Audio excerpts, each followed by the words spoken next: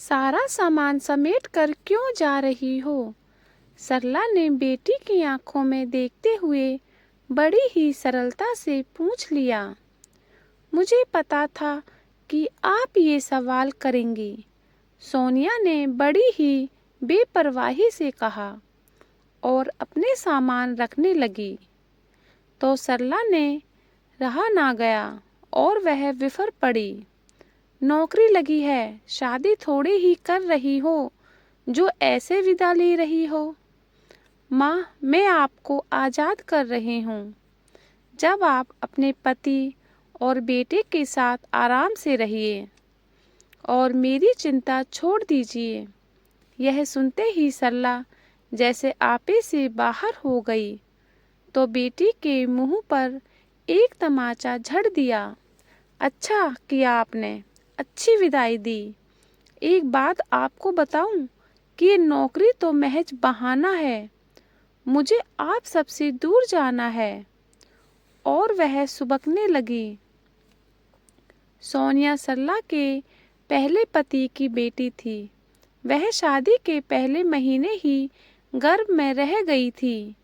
किसी तरह वह शादी के 5 महीने निकाले। रोज की लड़ाई व शारीरिक यातनाओं से परेशान होकर आखिरकार सरला ने तलाक ले लिया। पर बच्चा पेट में था तो उसे तो जन्म देना ही था। समय पूरा होते ही नन्ही बच्ची दुनिया में आ गई। नक-शिक से एकदम विदेशी सी दिखती। ना तो वह माँ की परछाई थी और ना ही अपने पिता की। पूर्व पति को भी इस बच्ची से कोई लेना देना ना था। खैर, नानी ने ही पाल पोस कर बड़ा किया। वही लाड़ दिखाती। और जबकि वह भी कोरोना की शिकार होकर चल बसी तो सोनिया का मन पूरी तरह भर गया। माँ के साथ रहने आई तो दिल ही ना लगा। उसकी पढ़ाई पूरी हो चुकी थी। असिस्टेंट प्रोफेसर के पद पर ज्वाइन करने के लिए घर छोड़कर जाने लगी। बेटा, तुम्हारे लिए मैंने क्या क्या नहीं किया और तुम इसका ये सिला दे रही हो। क्या किया माँ? सारी उम्र अपनी ममता से मरहूम रखा, नानी के पास छोड़ दिया। एक तरह से अच्छा ही किया। अपने पति व बेटे के आगे मुझे पराया ही पाती होगी, तभी तो तुम ऐसा कर पाई। ये तुम क्या कह रही हो? मैंने तो तुम्हारी सुरक्षा को देखते हुए। अच्छा, अगर मैं आपकी दूसरी शादी के बाद जन्म लेती तो भी मुझे नानी के पास छोड़ देती। इस घर गृहस्थी में आने जाने वालों के सवाल जवाब से तुम्हें दूर रखना चाहा। मुझसे गलती हो गई। आपने मुझे जन्म दिया था। आप मुझे साथ रख सकती थी। लोग 2 दिन बोलते और तीसरे दिन चुप हो जाते। मैं आपसे ऐसा क्या मांग रही थी? अपना हक ही ना। कुछ ज्यादा तो नहीं चाहा। रुपये पैसे नहीं, बल्कि आपकी ममता की चाहत थी जो आपके पास थी, पर मेरे लिए नहीं बल्कि अपने बेटे के लिए थी। आप भी जी भरकर उस पर लुटाती रही और मैं दूर खड़ी आपके प्यार के लिए तरसती रही। क्या इस बात का जवाब आपके पास है? सरला के पास कोई जवाब ना था। उससे बेटी की अनदेखी हो गई थी। माँ बेटी तो साथ ही रह रहे थे, पर दूर के रिश्ते से उसकी दूसरी शादी का रिश्ता आया तो माँ ने समझा बुझाकर उसे ब्याह के लिए राजी करा लिया।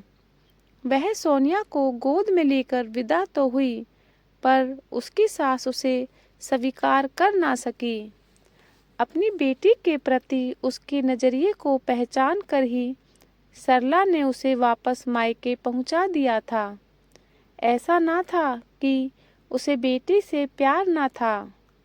एक माँ का मन कचोटता तो था ही, फिर भी उसे विश्वास था कि वह नानी के साथ सुरक्षित है।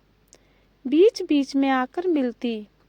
निकलते वक्त बेटी की सूनी आंखों को देखती हुई उसका मन भी तार तार हो जाता। पर क्या करती, मन को मजबूत कर पति व बेटे में ही मन लगाने लगी। जबकि माँ के साथ पिता और बच्चे को देख सोनिया ईर्ष्या से भर उठती थी। पर क्या करती, उसे पता था कि उसके पिता यानी माँ के पहले पति ने जो कुछ किया था वह उसी का खामियाजा भुगत रही थी। जैसे तैसे बड़ी होती गई, नानी ने सब कुछ बता दिया था। कुछ बातों में वह माँ के पक्ष में थी, पर माँ के प्यार पर अधिकार का ना होना ही उसे व्याकुल कर जाता। सच्चाई तो यह थी कि उसका भी मन करता कि वह अपनी माँ की गोद में सर रख कर सोए, पर सरला शादी के बाद अपनी नई घर गृहस्थी में व्यस्त हो गई थी। बेटी का जन्म के बाद तो सोनिया का रहा सहा हक भी जाता रहा। सब साथ रहते, हंसते बोलते, पर वहाँ उसका कोई नहीं है। और अब जबकि उसकी नौकरी लग गई है तो सारी झूठे रिश्तों को छोड़कर नई जिंदगी शुरू करना चाहती है। हाँ, उसे सारे रिश्ते झूठे लगते हैं, सब कुछ दिखावा लगता है और सहन नहीं होता है। ऐसे भी जितना सहना था वह सह चुकी है। उसे सब भुलाकर अब वर्तमान में जीना है। और यही सोचकर उसने वाराणसी के एक प्रसिद्ध कॉलेज में आवेदन दिया और अच्छे अंकों के कारण उसे नौकरी मिल भी गई। वहाँ एक से बढ़कर एक लड़के उसके लिए विवाह का प्रस्ताव लेकर आए, पर उसकी रुचि उस ओर ना थी। उसका मन तो अपने बचपन में ही अटका था। खुद को संभाल कर उसने स्वयं को काम के प्रति समर्पित कर दिया। पहले तो अपनी खोज खबर सरला को फोन पर दिया करती, पर धीरे धीरे वह भी बंद हो गया। आज सुबह जब सरला ने अखबार खोला तो देखा कि सोनिया की तस्वीर मुख्य पृष्ठ पर छपी है। आगे का समाचार पढ़कर उसकी आंखों से आंसू झलक आए। उसकी बेटी को काशी यूनिवर्सिटी की ओर से रिसर्च के लिए जर्मनी भेजा जा रहा है। साथ ही उसी यूनिवर्सिटी में स्थायी नौकरी भी दी गई है। ऑफर लेटर के साथ सोनिया की संलग्न तस्वीर देखकर गर्व से उसका सीना चौड़ा हो गया। आज उसे विश्वास हो गया कि उसकी जुझारू बेटी कोई आम बच्ची नहीं, बल्कि असाधारण प्रतिभा की धनी है। उसके मन में आत्मग्लानि के ऐसे भाव उठे कि वह अपनी ही नज़र में शर्मिंदा महसूस करने लगी। बेटी के विदेश जाने से पहले अतीत की गलतियों के लिए क्षमा मांगने की इच्छा तीव्र हुई तो बिटिया से मिलने निकल पड़ी। मैं कमज़ोर थी बेटी, इसलिए दूसरों के अनुसार समझौते करती चली गई।